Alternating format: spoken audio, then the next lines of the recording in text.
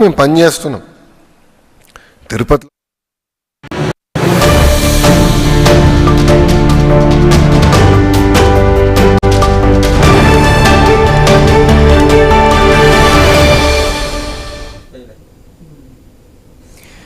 తిరుమల కాలినడక మార్గాన చిరుతల సంచారం భక్తులను భయోందనకు గురి చేస్తోంది. నడక మార్గాల్లో చిరుతల సంచారం పెరగడంతో భక్తులు వణికిపోతూ ఉన్నారు.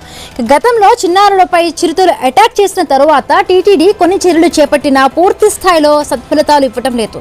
ఈ మధ్య కాలంలో చిరుతల సంచారం మరింతగా పెరగడంతో టీటీడీతో పాటు అటవీ శాఖకు సవాల్గా మారింది. ఇలాంటి టైంలోనే అలిపిరిలో బైక్పై వెడుతున్న వారిపై చిరుత దాడి చేసిన ఘటన అధికారులను ఉలిక్కిపడేలా చేసింది.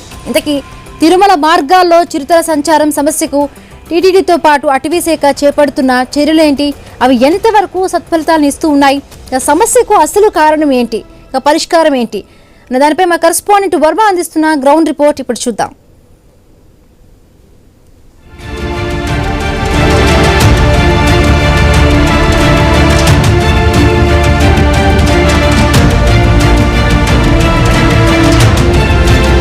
ఈ మధ్య కాలంలో వన్యప్రాణుల సంచారం పెరిగింది.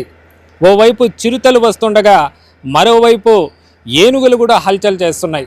దీంతో కాలినడక మార్గాలలో ప్రత్యేక భద్రతా ఏర్పాట్లను టీటీడీ అధికారులు, ఫారెస్ట్ అధికారులు చేపట్టారు. అసలుకు ఈ మధ్యకాలంలో ఎందుకని వన్యప్రాణుల సంచారం పెరుగుతోంది, ఎందుకని ఇవి ఎక్కువగా ఇటు కాలినడక మార్గాలతో పాటు ఇతర జనావాసాల్లోకి రావడం జరుగుతుంది? ఈ వివరాలన్నీ ఇవాల్టి గ్రౌండ్ రిపోర్ట్లో చూద్దాం.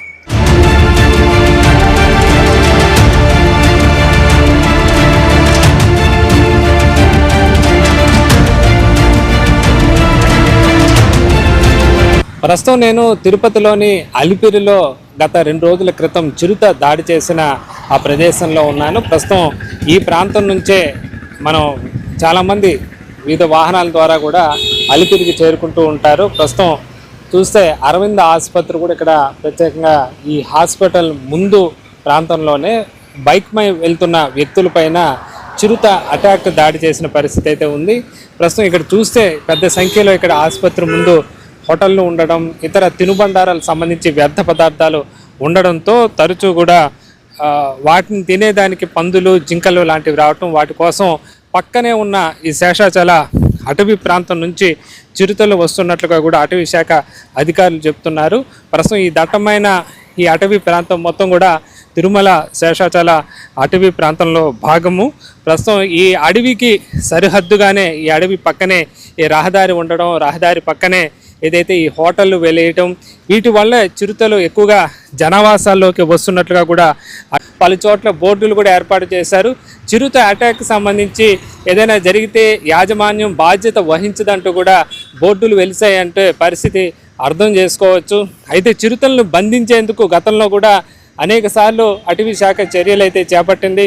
పలుసార్లు బోనులో చిక్కిన చిరుతలను దూరంగా అటవీ ప్రాంతంలో కూడా వదిలేయడం జరిగింది. తాజా పరిస్థితుల నేపథ్యంలో ఇదే ప్రాంతంలో అటాక్ జరగడంతో ఇప్పుడు నేను చూపిస్తున్న ఈ ప్రదేశంలోనే కొంచెం ముందుకు వెళ్తే లోపల గుబురు ప్రాంతంలో కూడా మరొక బోను ఏర్పాటు చేశారు. అయితే బోను ఇదంతా చిరుతలు సంచరించే ప్రదేశం కావడంతో ఇక్కడ వాటి పాదముద్రల ద్వారా కూడా అటవీ శాఖ సిబ్బంది గుర్తించారు. దీంతో ఇదంతా రిస్ట్రిక్షన్ ఏరియాగా నమోదు చేశారు. ఇక్కడ లోపలికి అటవీ సిబ్బంది ఎవరిని కూడా అనుమతించడం లేదు. ఎందుకంటే లోపలే బోను కూడా ఏర్పాటు చేసి ఆ చిరుతల సంచారం, చిరుతతో పాటు పిల్లలు కొన్ని సంతానోత్పత్తి సమయం సందర్భంగా కూడా వాటి పిల్లలు కూడా ఎక్కువ సంఖ్యలో ఉన్నట్లుగా కూడా గుర్తించారు.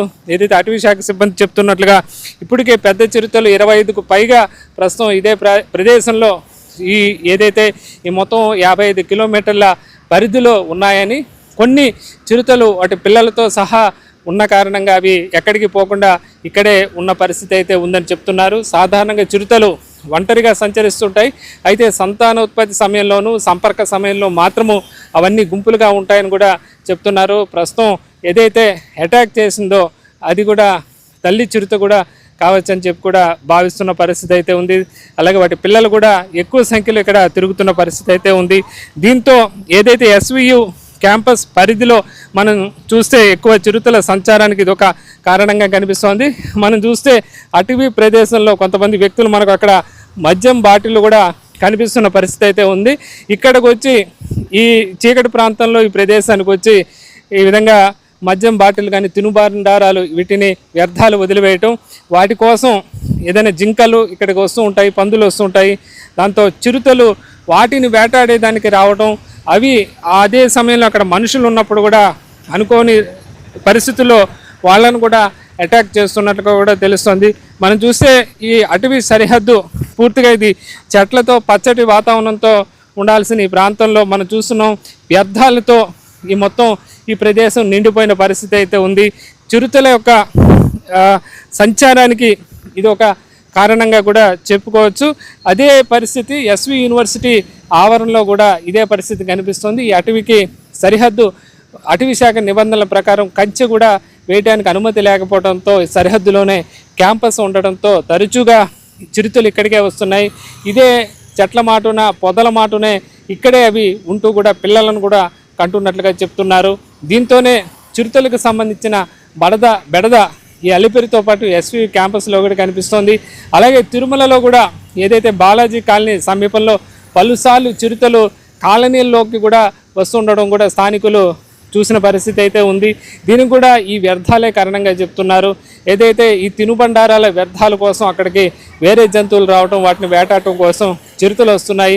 దీంతోనే ఇప్పటికే టీటీడీ అటవీ శాఖ సూచనతో శ్రీవారి మెట్టు కాలినడక మార్గాల్లో కూడా షాపులు వేటికి అనుమతించలేదు. ముఖ్యంగా ఏదైతే ఈ తినుబండారాలు, జ్యూసులు, ఇతర వర్తకులకు సంబంధించి వేటికి కూడా ఎప్పుడైతే చిన్నపిల్లాడి మీద చిరుత అటాక్ అనంతరం పూర్తిగా నిషేధించిన పరిస్థితి అయితే ప్రస్తుతం అలిపిరిలో మాత్రమే షాపులు ఉన్నాయి. మనకు శ్రీనివాస మంగాపురంలో లేకపోవడానికి కూడా ఈ చిరుతల సంచారమే కారణంగా కూడా చెప్తున్నారు.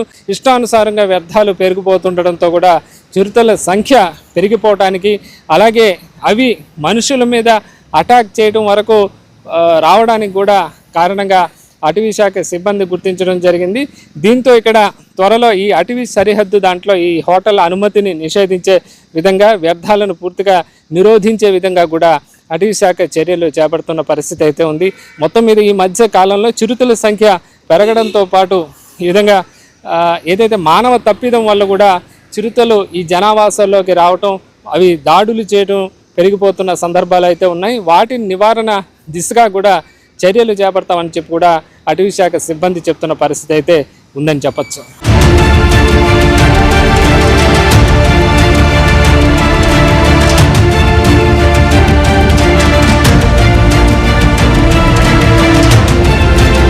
తిరుమల కాలినడక మార్గాల్లో ఈ మధ్య కాలంలో వన్యప్రాణుల సంచారం మరింతగా పెరిగింది. అడపదడప ఇంతకాలం చిరుతలు వస్తుండగా ఈ మధ్యలో ఏనుగుల గుంపు కూడా 1-2 సార్లు ఘాట్ రోడ్డు సమీపంలో రావడంతో కూడా అక్కడ వాహనాలు నిలిచిపోయిన పరిస్థితి అయితే ఉంది.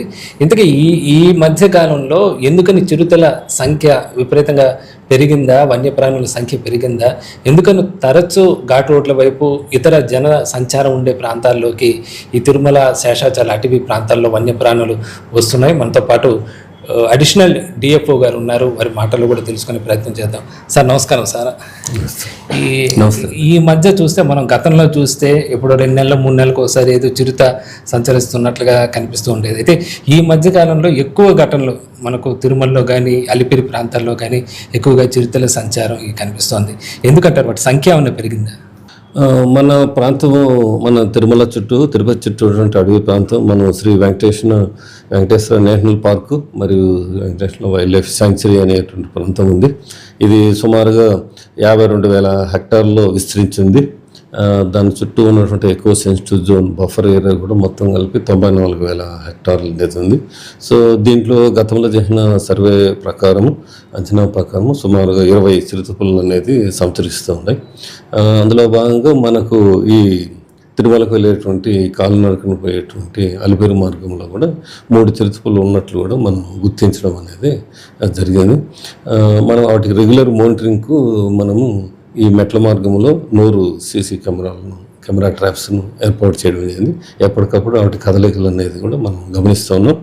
అవి సమీపానికి, అంటే కాలిదార నడకు సమీపానికి వచ్చినప్పుడు కూడా మనం అలర్ట్ అనేటువంటి మెసేజెస్ టీటీడీ వారికి తెలియజేయడం జరుగుతుంది. అందులో భాగంగానే ఆ అలర్ట్ మెసేజ్ డైరెక్ట్గా మనకు నెట్వర్క్ సెల్ ఫోన్ నెట్వర్క్ ద్వారా వచ్చేటట్టు ఏర్పాటుకు కూడా సిగ్నల్ బాగా ఆ ఫారెస్ట్ ఏరియాలో వచ్చేదానికి కూడా ఆ ట్రాన్స్పౌండర్స్ ఉంటే ఇంకొంచెం బాగా వస్తుంది అనేది కూడా టీటీడీ గారు డిస్కషన్లో కూడా వచ్చింది.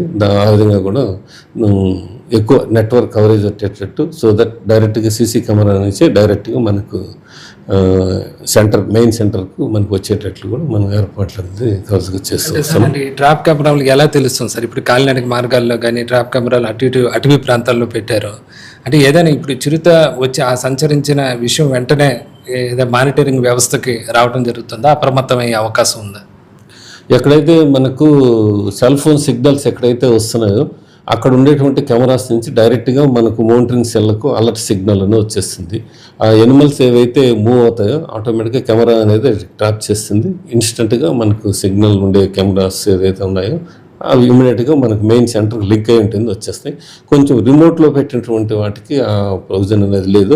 మనం మాన్యువల్గా వెళ్ళి అక్కడ చిప్పులో రికార్డ్ ఏంటింది 2 డేస్కి ఒకసారి వెళ్ళి మనం అవన్నీ తీసుకుని ఏమైనా ఎనిమల్స్ వచ్చాయా లేదనేది కూడా చూడగలుగుతుంది. ముఖ్యంగా మనకు ఏదైతే కాలు నడకన ఉన్నటువంటి దగ్గర ప్రాంతంలో ఉండేటువంటి కెమెరాస్ నుంచి మనకి ఇమీడియట్గా అలర్ట్ అనేది రావడం జరుగుతుంది. దాన్ని మనం ఎప్పటికప్పుడు టీటీడీ వారితో షేర్ చేసుకుంటూ ఉంటున్నాం. ఎందుకంటే ఈ మధ్యకాలంలో గతంలో చూస్తే తిరుచులో అడవిలోనే ఎక్కువ జన సంచార ప్రదేశాల్లో రావడం తక్కువగా ఉండేది. ఈ మధ్యకాలంలో ఎక్కువ కనిపిస్తున్నాయి ఈ కాలినడక మార్గాల్లో మీరు వేసిన ట్రాప్ కెమెరాల్లోనూ. అలాగే పలు చోట్ల ఈ మధ్య మనం చూస్తే ఒక జూ పార్కులో వెళ్ళే చోట ఒక వాహనదారుని కూడా అటాక్ చేసే ప్రయత్నం కానీ, అలాగే ఈ తిరుమలలో ఈ మధ్య ఒక 2 రోజుల క్రితం బాలాజీ కాలనీలో కూడా ఒక చిరుత సమీపంలో ఉండడం కానీ, గతంలో అడవిలో ఉండే చిరుతలు ఎందుకని ఈ జనవాసాలు ఎక్కువ ఉండే చోటుకు వస్తున్నాయి? నేచురల్గా ఇప్పుడు మనకు ఉండే హ్యాబిటేషన్స్లో చుట్టూ ఏదైతే ఉండే కాడ మన పరిసర ప్రాంతాల్లో ఎక్కువ వేస్టేజ్, ఫుడ్ వేస్టేజ్ కానీ ఎక్కువగా డంపింగ్ అనేది మనం ఎక్కువ చేయడం అనేది చూస్తున్నాము.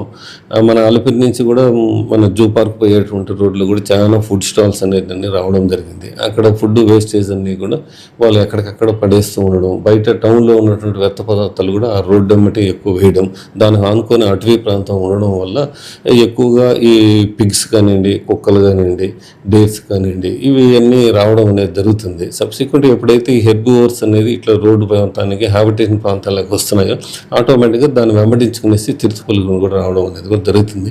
మేము అందరికీ పబ్లిక్ అంతా అప్పీల్ చేసేది ఏమంటే కంపల్సరీ మీ యొక్క వేస్టేజ్ని ప్రాపర్ డిస్పోజల్ మున్సిపాలిటీ ఏదైతే సూచించిన మేరకు చేయాల్సి అనేది కోరుతున్నాం. ఏదైతే అనాథరైజ్డ్ షాప్స్ ఏదైతే ఉన్నాయో వాటి మీద కూడా నిఘా ఉంచాల్సిన అవసరం ఉందని కన్సర్న్ డిపార్ట్మెంట్లో తెలియజేస్తున్నాం. ఆ ప్రాపర్ వేస్ట్ డిస్పోజల్ అనేది మెకానిజం అనేది రెగ్యులర్గా కంటిన్యూగా చేస్తే ఆటోమేటిక్గా అక్కడికి వచ్చేటువంటి పందులు కానివ్వండి, కుక్కలు కానివ్వండి, ఈ డీల్స్ అనేది కూడా ఆటోమేటిక్గా రాకుండా చేస్తే ఆ చిరుతపుల్లో కూడా ఇక్కడికి రాకుండా ఉండడానికి కూడా అవకాశం ఉంది. అదేవిధంగా యూనివర్సిటీ ప్రాంతం లోపల కూడా ఎక్కువగా బుషీ గ్రోత్ అనేది ఉంది. సో ఆ బుషీ గ్రోత్ని కూడా పొదలన్నింటిని కూడా క్లియర్ చేస్తే మనకు సైట్ విజన్ అనేది ఉంటుంది. సో దట్ యానిమల్ మీద అటాక్ అనేది జరగకుండా, మనుషుల మీద కూడా అటాక్ జరగకుండా ఉండేదానికి కూడా అవకాశం అనేది ఉంటుంది. అంటే ఈ చిరుతలు రాకుండా అటు ఇటు ఫెన్సింగ్ ఏర్పాటు చేయడానికి ఏమన్నా అటవీ శాఖ పరంగా ఏమన్నా అడ్డంకులు ఏమన్నా నిబంధనలు అడ్డు వస్తున్నాయంటారా? ఈ కాలినడక మార్గాలు జనసంచారం ఫెన్సింగ్ ఏదైనా ఏర్పాటు చేయాలంటే ఉండే ఇబ్బందులు ఏంటి? ఫెన్సింగ్ అనేది హ్యూమన్ హ్యాబిటేషన్స్ దగ్గర ఉంటుంది, కానీ ఈ కాలినడకలు పోయే మార్గం ఏంటంటే అది అటువైపు బోత్ సైడ్స్ అడుగు ఉంది కాబట్టి అక్కడ వేసేదానికి అవకాశం లేదు. దానికి వేరే ఇతర మెథడ్స్లో ఏం చేయాలనేది wild life institute of India వాళ్ళు కూడా ఈ మధ్యలో సర్వే అంతా చేశారు. అది పై హైయర్ ఆఫీసర్ల దగ్గర డిస్కషన్లో ఉంది. దానికి కూడా ఒక సొల్యూషన్ ఎలా చేయాలా, దాన్ని ట్రాప్ చేసి బయటకు వదలాలా లేదా రేడియో కాలింగ్ చేయాలనేటువంటి డిస్కషన్స్ జరుగుతున్నాయి. ఒక గవర్నమెంట్ దగ్గర నుంచి పర్మిషన్స్ అన్నీ వచ్చిన తర్వాత ఒక కాంక్రీట్ సొల్యూషన్స్తో దానికి పర్మనెంట్ సొల్యూషన్ తీసుకొస్తాం. ఇప్పుడు టెంపరీ ఏదైతే ఉందో చిన్నపిల్లల్లో ఈవినింగ్ సెషన్లో వాళ్ళు అలో చేయడం లేదు. అదేవిధంగా రాత్రి పోయేటప్పుడు కూడా గుంపులుగా వెళ్ళాలని చెప్పి అదేవిధంగా దాన్ని ఫాలో అవుతున్నాం. కాబట్టి ఇప్పుడు ప్రజెంట్ ఎలాంటి ఇబ్బందులు నడుస్తుంది. అదేవిధంగా ఏదైతే అలిపిరి దగ్గర నుంచి జూ పార్క్ మార్గంలో కూడా చీకటి పడిన తర్వాత మూమెంట్ కొద్దిగా గుంపులుగా వెళ్తే బాగుంటుంది. ఈవెన్ మోటార్ సైకిల్ కూడా ఇండివిజువల్గా పోకుండా ఒక 3 బైక్స్ కాంబినేషన్లో పోతే అది అటాక్ చేసేదానికి చాలా తక్కువ అవకాశం ఉంటుంది. సార్ ఇప్పుడు వాటిని చిరుతలను బంధించడానికి బోన్లు ఏర్పాటు చేశారు. అంటే సాధారణంగా ఒక చోట చిరుతలు ఒంటరిగా తిరుగుతాయని కూడా అంటూ ఉంటారు. మరి ఒక చోట బంధించిన ప్లేస్లోనే కొన్ని రోజులకే ఆ ప్లేస్లో మరో చిరుత కూడా రావటం కూడా మనం ఈ మధ్యకాలంలో చూస్తున్నాం.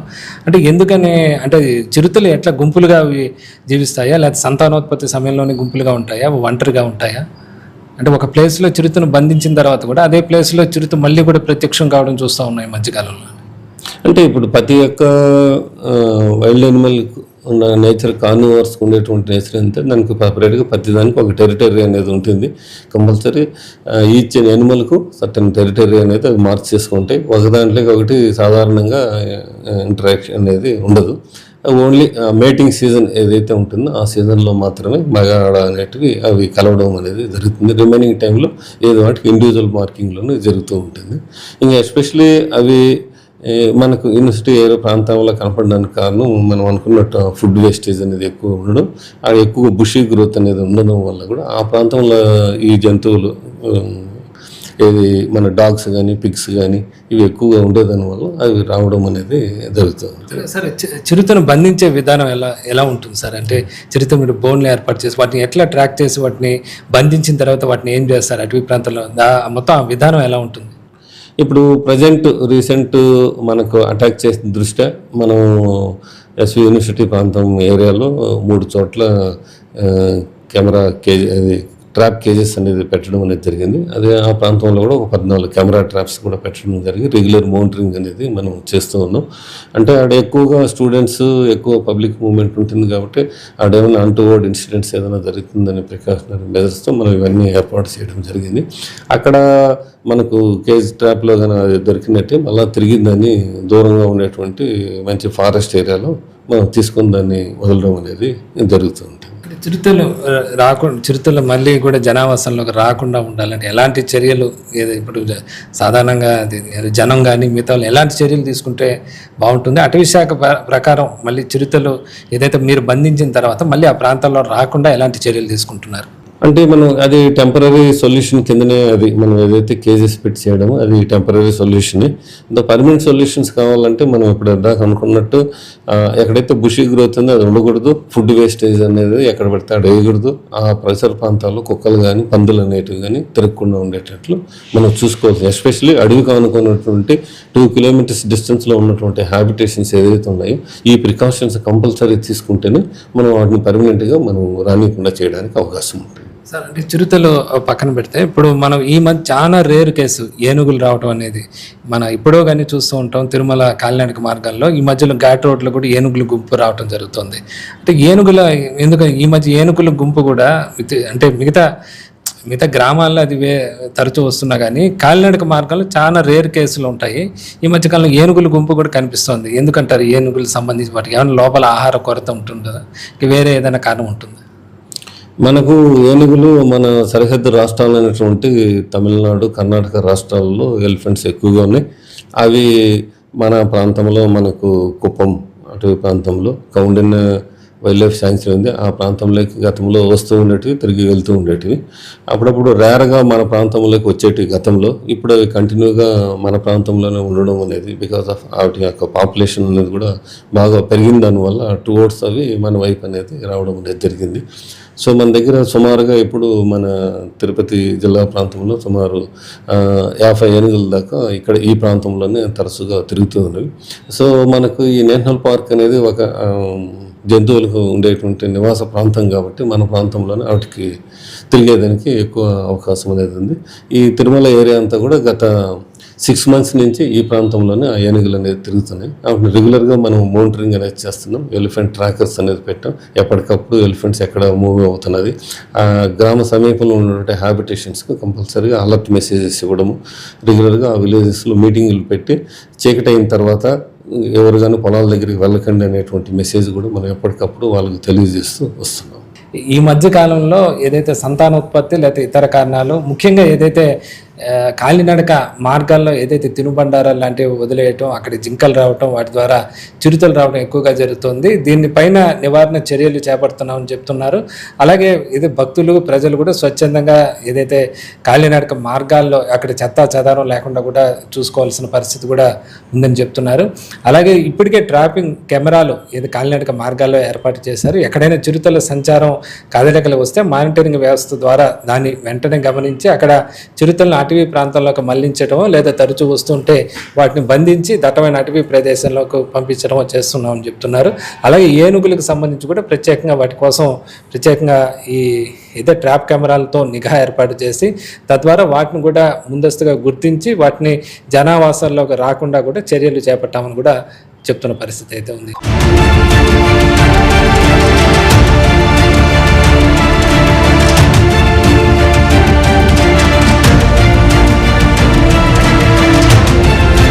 తిరుమల ఏదైతే శ్రీవారి మెట్టు మార్గాల్లోనే చిరుతల సంచారం ఎక్కువగా చోటు చేసుకుంది.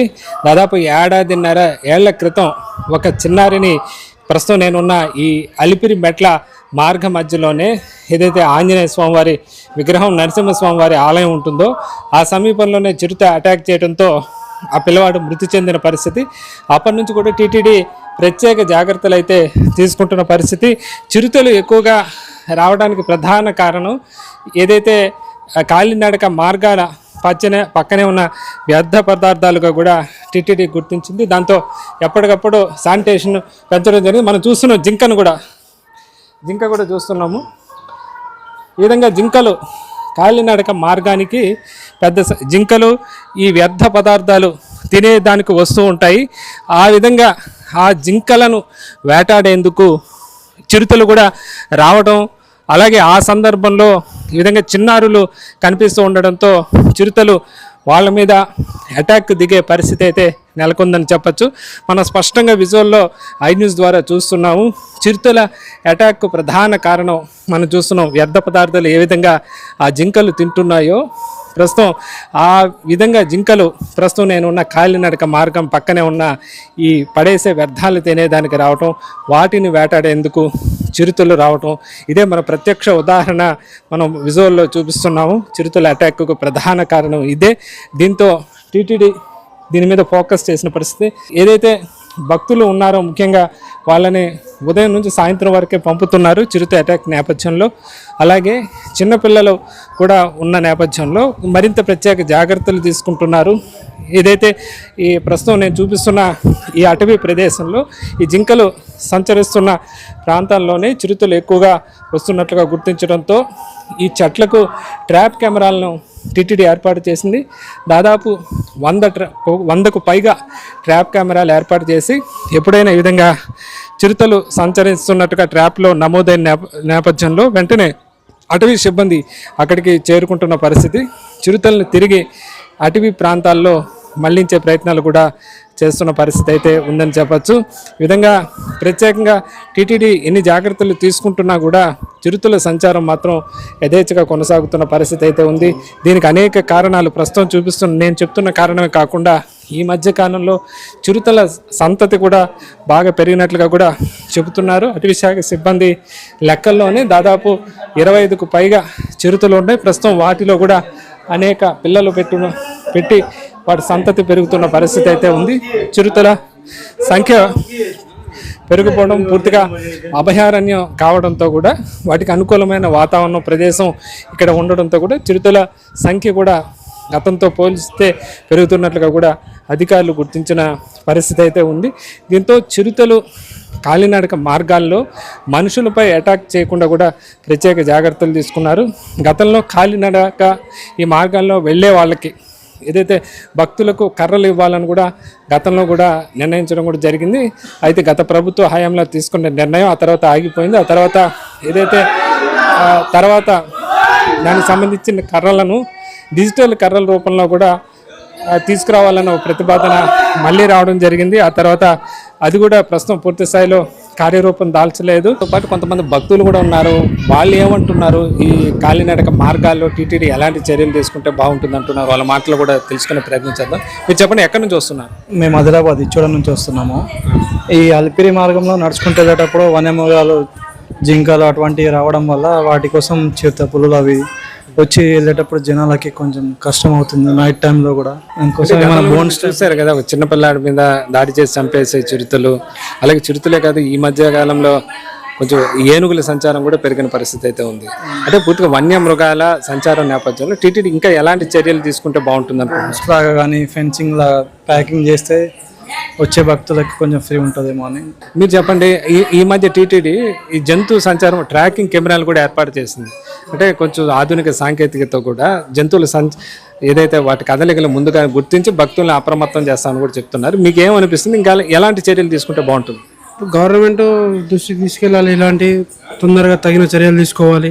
కొంచెం ఎక్స్ట్రా ఫోర్స్ పెట్టుకొని దానికి భక్తులకు ఏమి ఇబ్బంది కాకుండా చూసుకోవాలి. ఎందుకంటే ఎందరో మంది భక్తులు, తిరుమల ఇస్ ఫేమస్ టెంపుల్.